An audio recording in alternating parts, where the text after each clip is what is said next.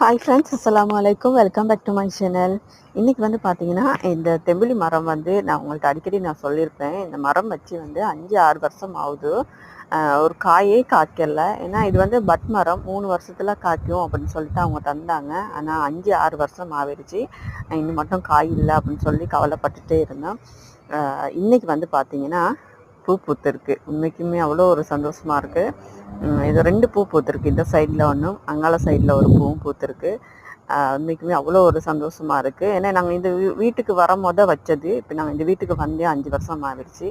இன்னும் 3 வருஷத்தில் பூக்கிற பூ இன்னும் பூக்கலையே அப்படின்னு சொல்லிக்கிட்டா அவ்வளோ ஒரு கவலையாக இருந்துச்சு. காய்க்குமோ என்னமோ தெரியா அப்படின்னு சொல்லி நினச்சிட்டு இருந்தோம்.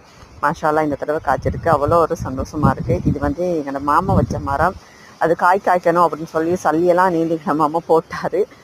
இன்றைக்கி அவர் உயிரோடு இல்லை. அவரோட பேர் சொல்கிறதுக்கு இந்த மரம் இருக்குது.